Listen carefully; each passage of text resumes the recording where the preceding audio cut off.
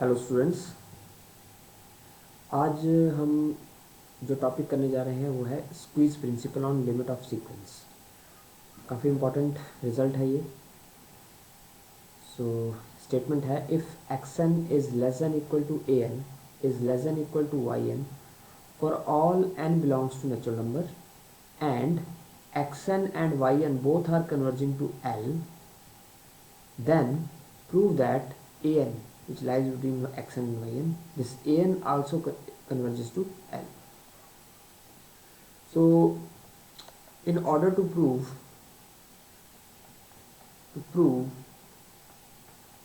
that an is converging to L, उसके लिए हमें ये गिवन दिया है कि xn और yn जो है वो दोनों ही L को कन्वर्ज कर रहे हैं। तो इसका हम कन्वर्जेंस का डेफिनेशन यूज़ करेंगे और फिर हम ये रिज़ल्ट यूज़ करेंगे कि an जो है वो xn और yn के बीच लाई करता है for all n belongs to natural number. Means x1 a1 जो है वो x1 और y1 के बीच में लाई करता है, a2 x2 y2 के बीच में, a3 x3 y3 के बीच में, एंड सो ऑन। राइट, तो ये हमेशा लाई करेगा। सो we'll use the definition of convergence of xn and yn. Let epsilon greater than 0 be any fixed real number. तो हमने एक रियल नंबर फिक्स कर दिया epsilon. Then for this epsilon there exists n1 which belongs to natural number such that for all n greater than equal to this n1 we have xn is converging to L. तो मैं इसको यहाँ पे use कर सकता हूँ, since xn is converging to L, therefore there exists this and natural number n1 such that for all n greater than equal to n1 xn minus L is less than epsilon. That is for all n greater than equal to n1 L minus epsilon less than equal to xn, sorry because हमने यहाँ पे strictly less than choose किया तो यहाँ पे भी strictly less ही choose करते हैं। Right, so L minus epsilon less than xn and less than L plus epsilon. Right, so similarly also yn is converging to L, therefore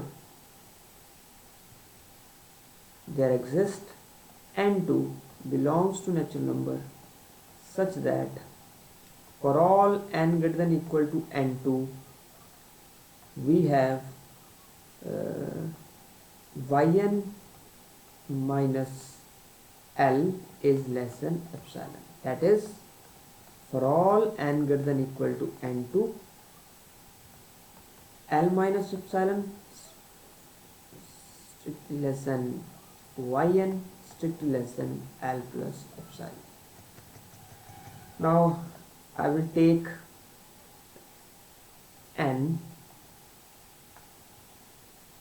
which is maximum of n1 and n2. तो मैंने एक n number maximum ले लिया n1। तो ये हमने पहले भी डिस्कस किया है। राइट, तो ये अगर वन स्टेटमेंट है, ये टू स्टेटमेंट है, तो इसकी क्या एक्सप्लेनेशन है ये मैं आप दोबारा हम डिस्कस नहीं करेंगे, हमने पहले कई बार कर लिया है।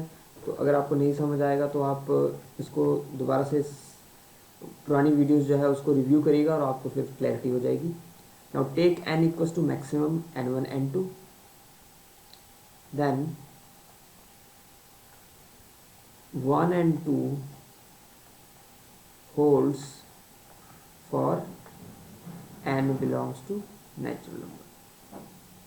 ठीक है, such that for all n greater than equal to n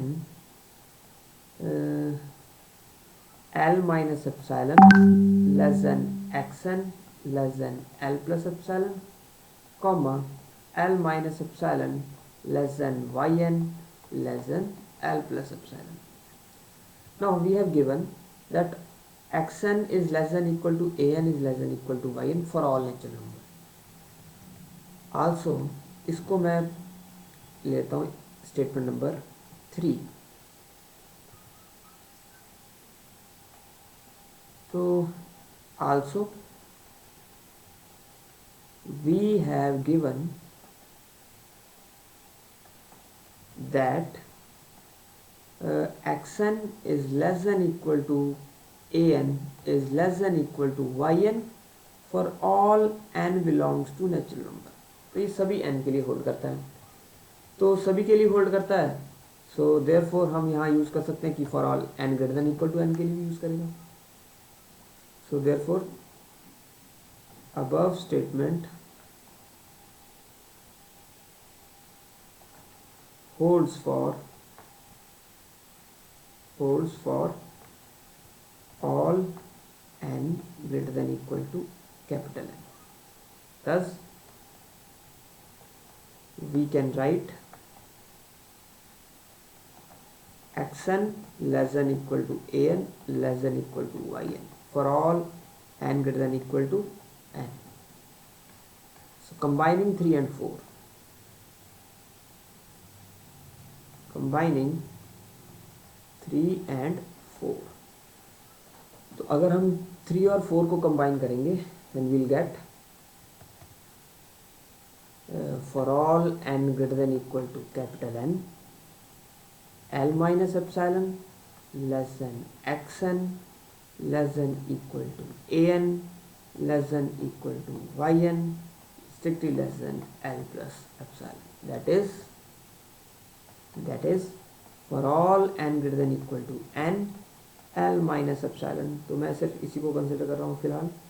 Strictly less than an strictly less than L plus epsilon. That is for all n greater than equal to capital N, an minus L is less than epsilon. Right. So this proves that an is also converging to L. So यहाँ से हमारा result जो है वो prove हो जाता है. We can find such n such that an minus L is less than epsilon. Right. So बड़ा ही इंपॉर्टेंट और इंटरेस्टिंग रिजल्ट था. सैंडविच लेमा जो है इसको हम सैंडविच लेमा भी बोल देते हैं, स्क्विज प्रिंसिपल भी बोल देते हैं, सैंडविच थ्योरम भी बोल देते हैं. तो ये रिज़ल्ट जो है हम काफ़ी यूज़ करेंगे कई रिज़ल्ट्स को प्रूव करने के लिए. तो लिमिट का बड़ा ही इंपॉर्टेंट रिज़ल्ट है ये. सो जो रिज़ल्ट जितना यूज़ होता है उतनी इंपॉर्टेंस उसकी बढ़ जाती है. राइट. सो एक हम और आर्टिकल आज करेंगे.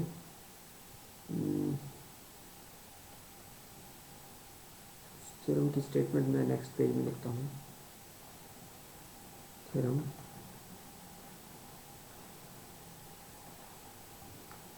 let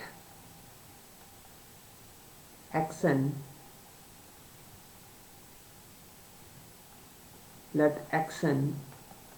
be a sequence such that limit n tends to infinity xn plus 1 upon xn equals to L, where mod L is less than 1. Prove that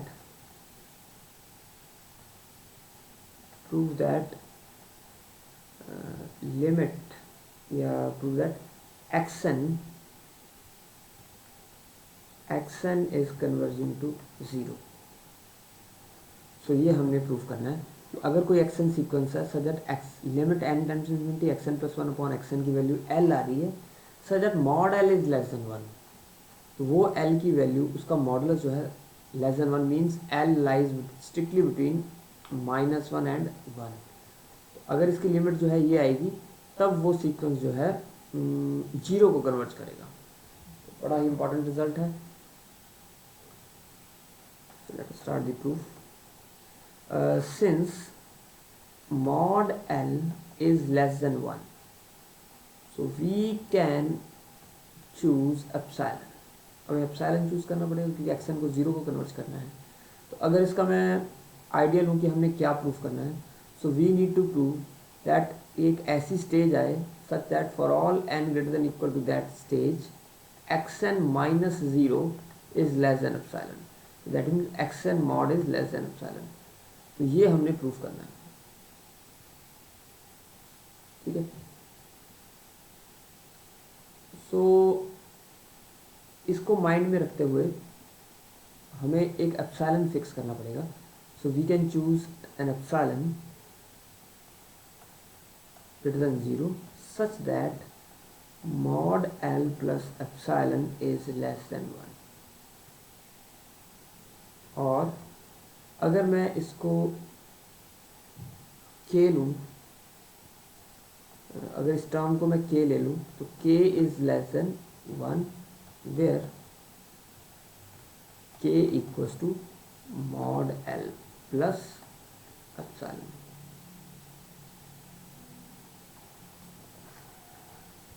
right now अब हमें ये गिवन दिया हुआ है कि limit xn plus 1 upon xn जो है that is converging to L since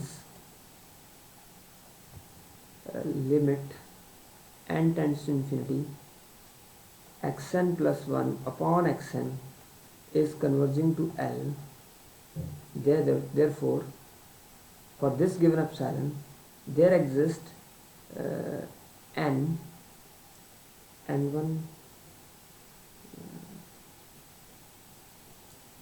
there exists m लेते हैं, there exists m belongs to natural number such that xn plus 1 upon xn minus L is less than epsilon, so that for all n greater than equal to this m, right। so हम इसको m ले रहे हैं यहाँ पे, so xn plus 1 upon xn minus L is less than epsilon। so ये हम result जो है यूज़ करेंगे। नाउ हमने प्रूव क्या करना है, हमने प्रूव करना है xn को, तो मैं xn प्लस 1 अपॉन xn को कंसिडर कर लेता हूँ। यहाँ से फिर मैं xn की वैल्यू निकालने की कोशिश करता हूँ। इसका मॉडुलस क्या आएगा, दिस इक्वल्स टू, अब मेरे पास गिवन क्या है, मेरे पास है xn प्लस 1 माइनस L। सो मैं इसमें L ऐड कर रहा हूँ और L सब्ट्रैक्ट कर रहा हूँ। इसको मैं सेपरेट कर दूँ, तो ये आएगा xn plus 1 upon xn minus L plus mod L। Now this value is less than epsilon, so this is strictly less than epsilon plus mod L for all n greater than equal to this m, and mod L plus epsilon is strictly less than 1, so this value is strictly less than 1 for all n greater than equal to m। so मेरे पास एक result आया क्या, that is modulus of xn plus 1 upon xn is strictly less than 1 for all n greater than equal to m। so अब मैं क्या करूँगा, ये जो n है जो m से बड़े हैं उन सभी के लिए ये रिजल्ट होल्ड करेगा, तो मैं बारी बारी करके वो m इसमें पुट करूँगा, ठीक है। Then I will multiply and then I will get some final result.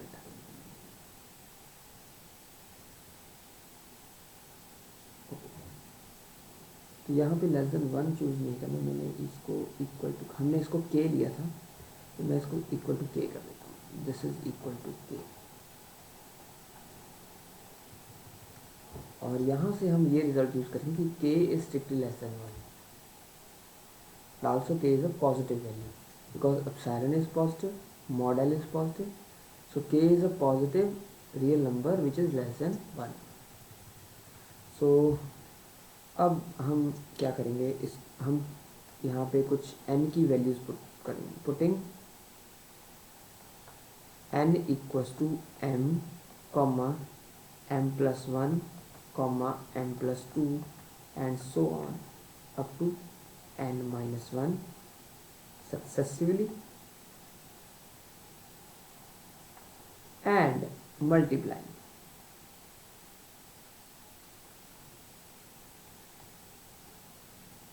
ठीक है, तो हम इसमें पुट करते हैं और इसको मल्टीप्लाई करते हैं, फिर देखते हैं क्या आ रहा है। हमारे पास एक इंटरेस्टिंग सी चीज़ आएगी यहाँ पे। अब जब मैंने n को m पुट किया तो आएगा xm + 1 अपॉन xm, उसको मैं मल्टीप्लाई करूँगा नेक्स्ट में m + 1 पुट करके, तो वो आएगा xm + 2 अपॉन xm + 1। फिर मैं मल्टीप्लाई करूँगा m + 2 पुट करके xm + 3 upon xm + 2 and so on. और लास्ट में n-1 पुट करूँगा तो आएगा xn upon xn-1। This is strictly lesson. और इधर k है और k यहाँ पे हम पुट करने से कुछ नहीं आएगा, k ही आएगा हमेशा। तो k को कितनी बार मल्टीप्लाई करना है मैंने, अब ये मुझे चेक करना पड़ेगा। इसके लिए एक वे है, मान लो हमने 6 to 17 पुट करना या 6 to 14 पुट करना वैल्यू, तो हमने देखना है कि 6 से लेके 14 तक कितनी वैल्यूज आई। तो उसका एक वे है सिंपल, 14 - 6 + 1। तो कितनी टर्म्स थी ये, 14 - 6 8 + 1 9। अब अगर आप काउंट करोगे 6 से लेके 14 तक तो आपको 9 मिलेगा। 6 7 8 9 10 11 12 13 14 9 टर्म्स है। You can count on your fingers. So अगर हमने ऐसे m to n-1 देखना हो कितनी टर्म्स है, तो जस्ट उसका फॉर्मूला है this minus last term minus first term + 1। तो उसमें हमें पता लग जाएगा कि हमने कितनी टर्म्स को k को कितनी बार मल्टीप्लाई किया और ये कितनी टर्म्स हैं टोटल। तो क्योंकि जितनी टर्म्स होंगी उतनी बार k की पावर आएगी।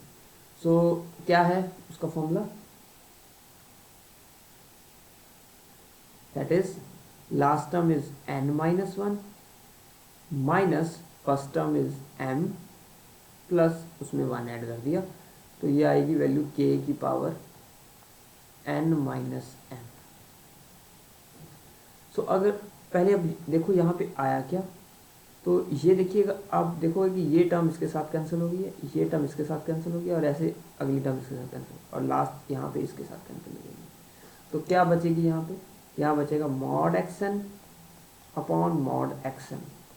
Now n is any general value greater than n, तो ये एक जनरल वैल्यू है, लेकिन m जो है वो फिक्स है, m is a fix number. So this is strictly less than k⁻n upon k⁻m। Again यहाँ पे k⁻m जो है ये एक फिक्स नंबर है क्योंकि m फिक्स है, और n जो है एनी जनरल नेचुरल नंबर है जो कि m से बड़ा है। n ये n-1 है, ये n से बड़ा है, ये हमें पता लग रहा है बस, और हमारे पास n के बारे में कोई इंफॉर्मेशन नहीं है, लेकिन m एक फिक्स नंबर है। So this k⁻m is a constant value. This mod xm is also a constant term of a sequence, but this xn is in general a term of a sequence which come after xn. So it is any general term which come after xn. I hope आपको ये clear हो गया कि इनमें क्या क्या terms involve है, right. So that is mod xn is less than k⁻n into mod xm divided by km. Since kn tends to 0, so therefore this implies xm upon km into kn also tends to 0, because ये kn 0 को approach क्यों कर रहा है, k⁻1, because k lies between 0 and 1,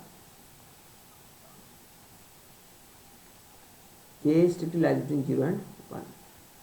so इसलिए k की power n जो है वो 0 को अप्रोच करेगा।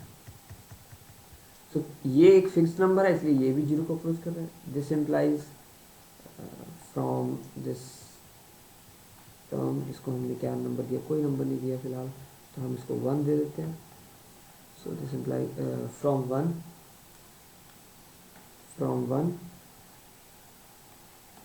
we conclude that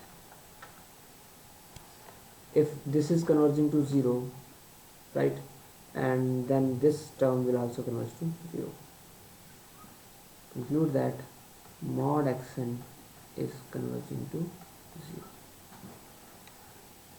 ठीक है, that is not mod xn, that is xn is converging to 0, hence proved. यही हमने रिजल्ट प्रूव करना है, because mod xn is strictly less than 1 or it is also strictly greater than 1. So you can also use a sandwich lemma here. Now see how we will use sandwich lemma. मैंने in general इसको लिख दिया, but we should prove it by using sandwich lemma. Also 0 is strictly less than xn, mod xn is strictly less than kn mod xn upon km. Now limit n tends to infinity, 0 is converging to 0,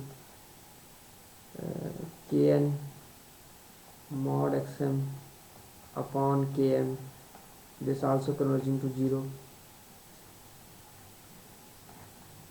let it be 2 also. So by using sandwich theorem,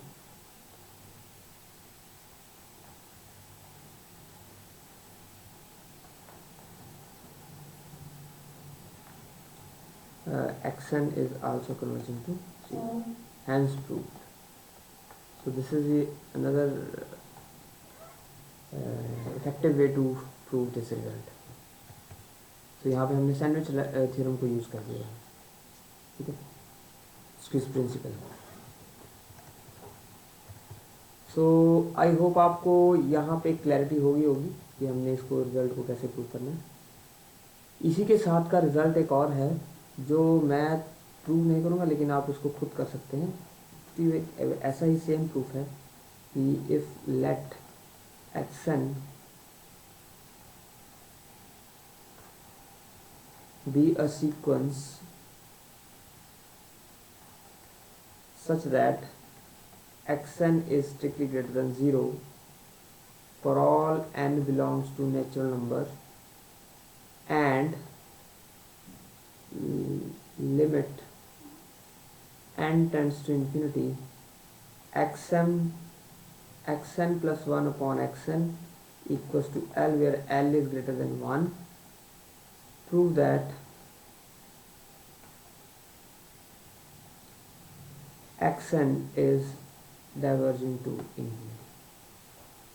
सो ये result जो है ये आप इसको same इसी वे से जो है इसको प्रूव कर सकते हैं. तो इसको आप पढ़िएगा, और अगर आपको इसमें कुछ दिक्कत होगी तो हम डिस्कस करेंगे. तो you just try to prove this statement, go stepwise and you will find the result is very easy. So आज के लिए इतना ही बहुत है. नेक्स्ट जो मैं वीडियो अपलोड करूँगा उसमें हम डिस्कस करेंगे Cauchy's first theorem on limit, then we will discuss Cauchy's second form of limit. आज के लिए इतना ही. Thank you.